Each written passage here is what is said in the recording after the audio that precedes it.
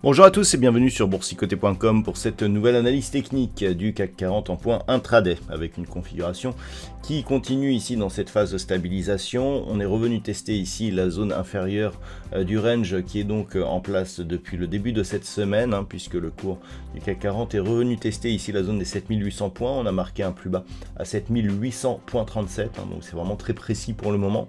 On est légèrement remonté, on a ouvert sur un petit décalage baissier ici mais sans conséquence.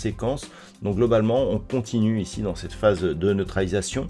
Il va falloir que l'on surveille cette zone ici les 7800 points, voire même le point bas ici de cette bougie qui correspond au début du comblement du gap qui s'était ouvert donc le 12 mai. Au niveau des indicateurs techniques, eh bien c'est toujours très neutre au niveau des histogrammes du MACD. Le RSI est le nôtre lui aussi. On assiste donc à un équilibrage des volumes qui sont inférieurs à la moyenne, donc en gros il n'y a pas de dynamique actuellement. On reste donc sur ces niveaux mais sans aucune velléité que ce soit à la hausse ou à la baisse. Au niveau du palmarès des valeurs, donc le CAC 40 perd 0,23% au moment de cette analyse. Thales parvient à s'extirper un petit peu avec un gain de 3,08%. Engie il a un gain identique. Et si leur Luxottica, Danone, Vinci sont sur des hausses légèrement supérieures à 1%. Au niveau des plus fortes baisses, on retrouve Kering qui perd 4%, ArcelorMittal moins 3%. Derrière, LVMH, Saint-Gobain ou Stellantis sont sur des baisses inférieures. On note un mauvais positionnement du luxe encore ce matin.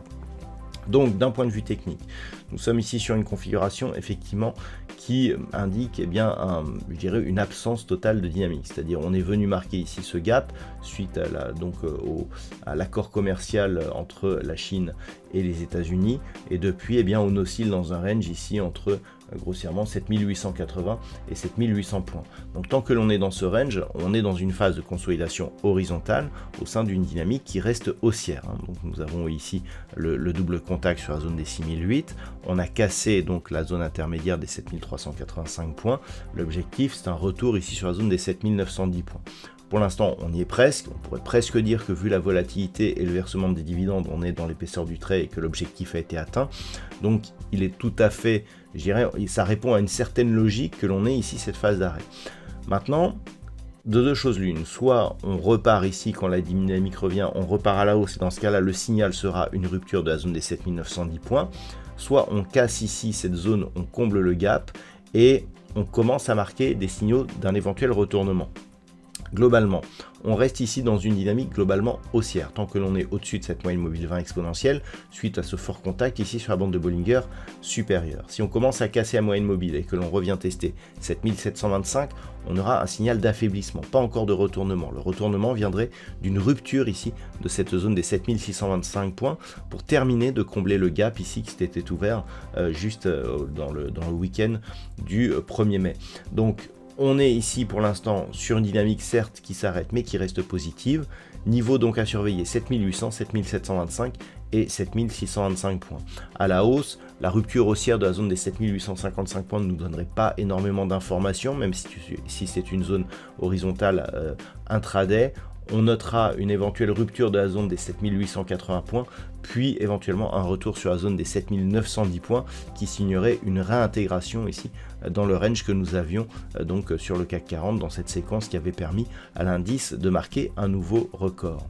Voilà donc ce que l'on peut dire sur cette analyse technique du CAC 40 pour le moment.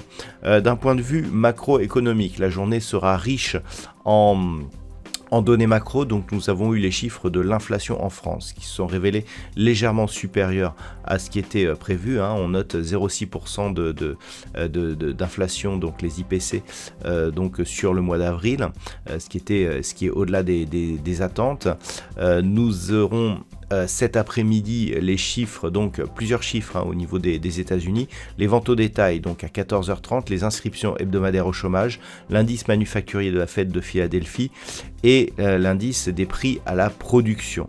Nous aurons aussi les ventes au détail et suite à cela, donc tous ces chiffres seront dévoilés à 14h30 et suite à cela à 14h40, eh bien, nous aurons une intervention du président de la Fed, Jérôme Powell. Voilà ce que l'on peut dire donc pour aujourd'hui. Je vous souhaite de passer une bonne séance. On se retrouve dès ce soir pour toutes les autres analyses techniques du site boursicoté.com.